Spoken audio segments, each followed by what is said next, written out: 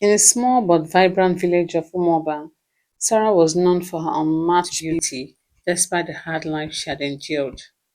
Her skin gleamed like the darkest night, and her eyes held the kind of depth that spoke of hidden stories and untold dreams.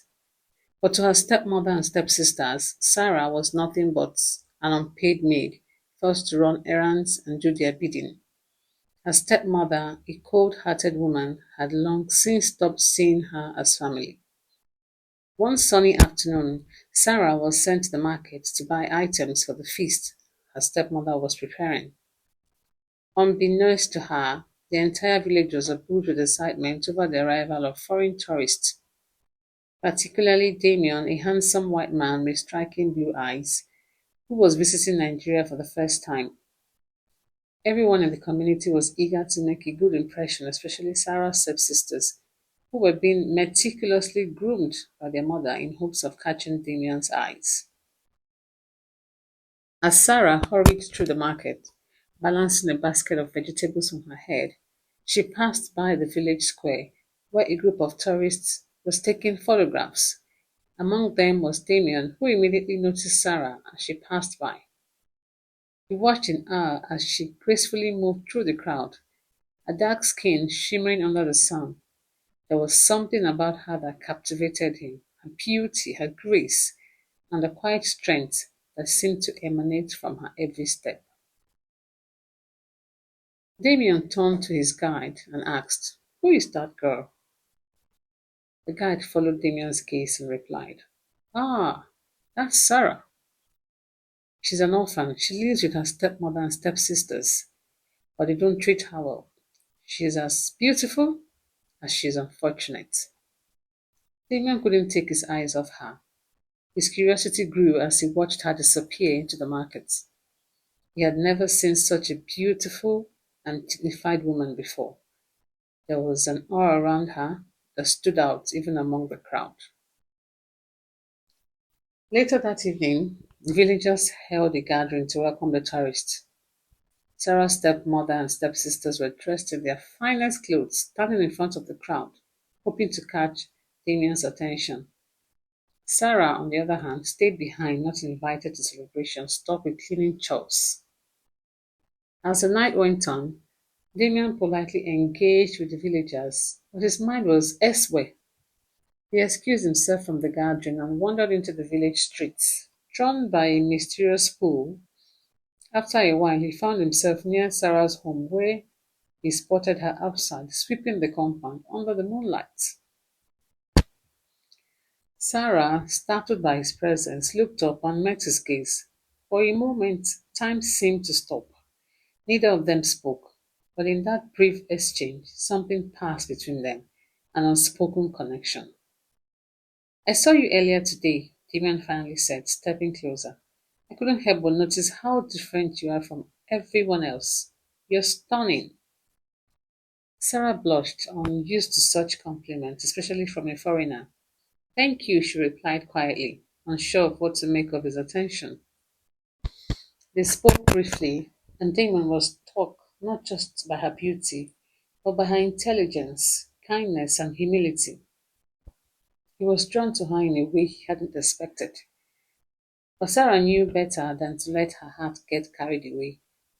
She had learned long ago that people really saw beyond the surface, and a man like Damien could never truly understand her world. In the days that followed, Damien found excuses to see Sarah, learning more about her life and the struggles she faced. He admired her resilience, but Sarah, though touched by his attention, remained distant. She knew that the world they came from was full of prejudice, and no matter how much Damien seemed to care, he was still an outsider in her world.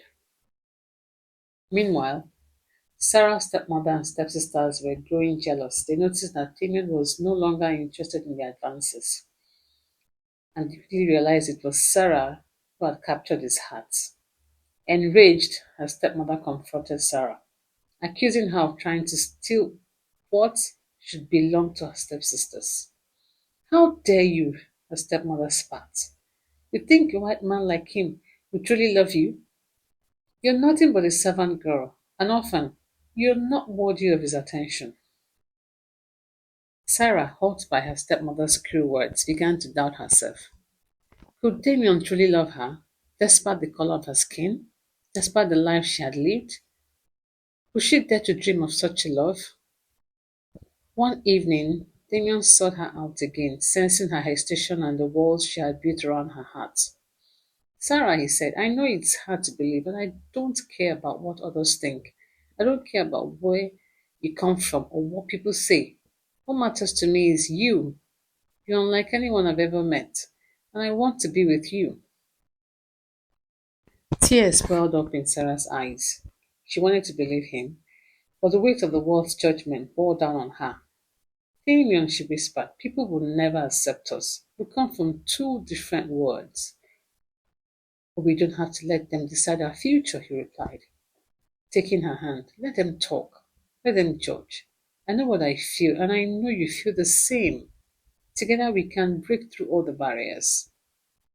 It was then that Sarah realized that love, true love, could transcend the boundaries of prejudice and society.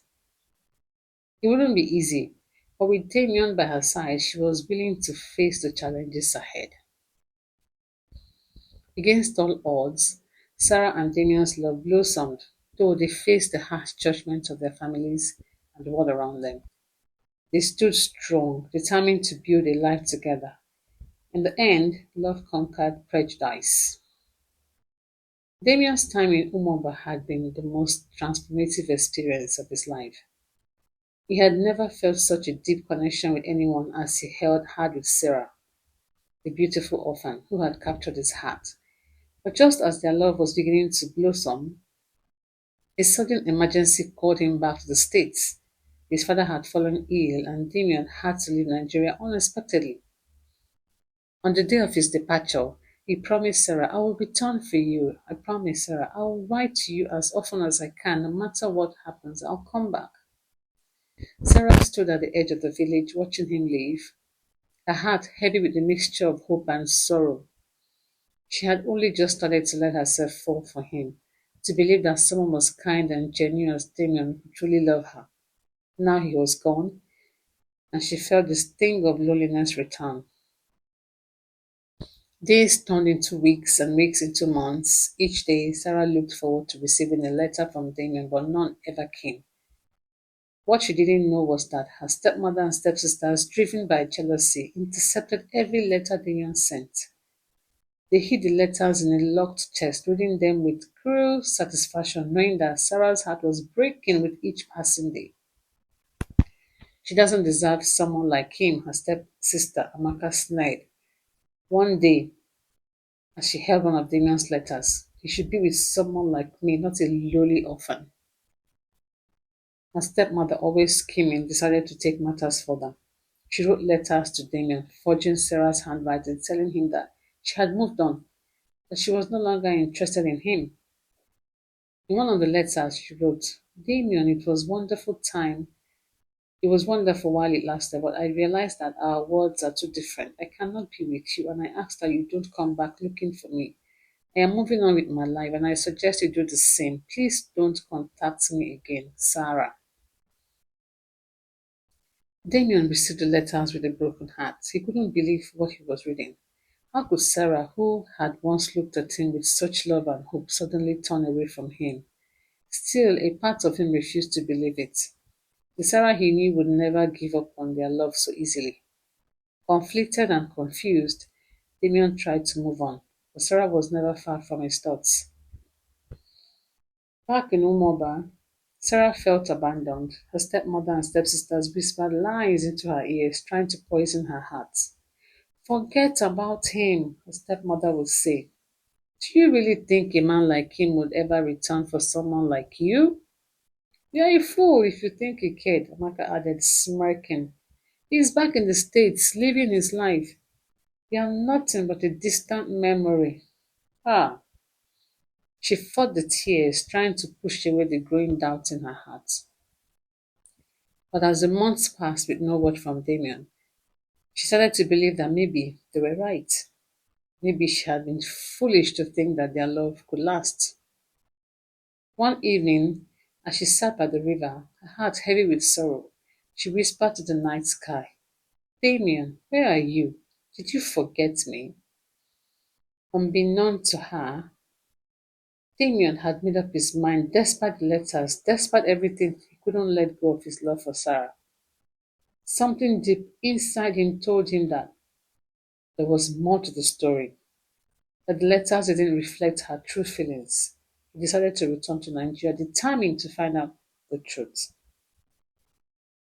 When Damien arrived back in Umaba, the entire village was in shock.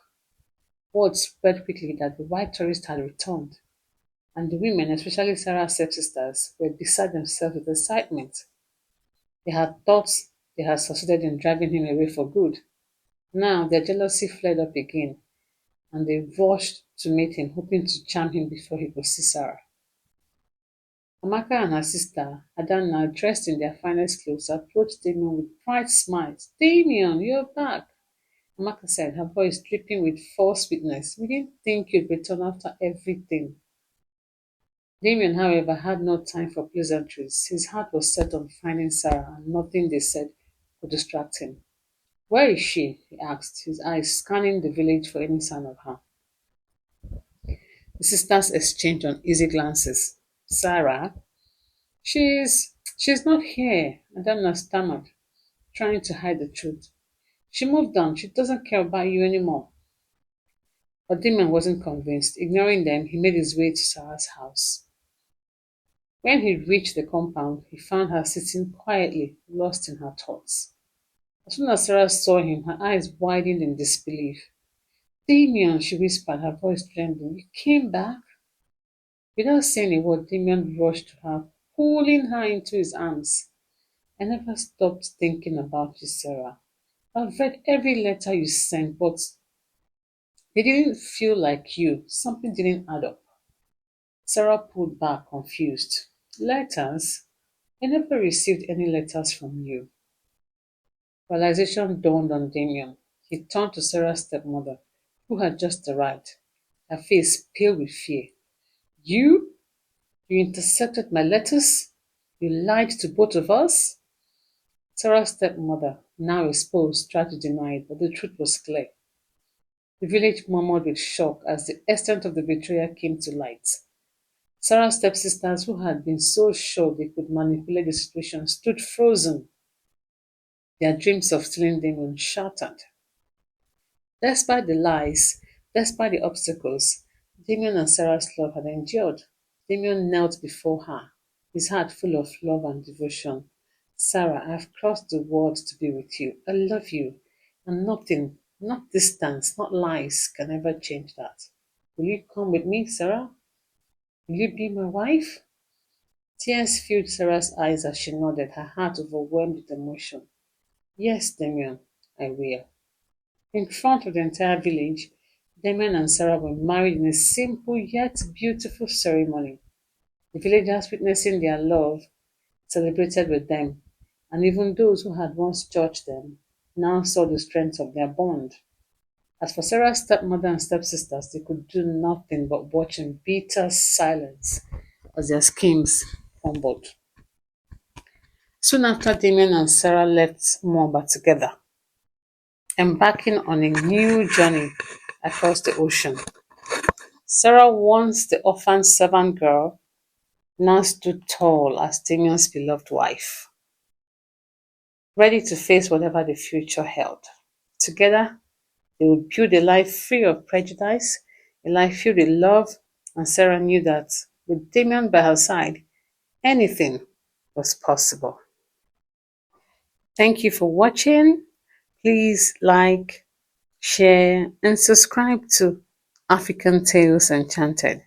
See you in the next story. Bye bye.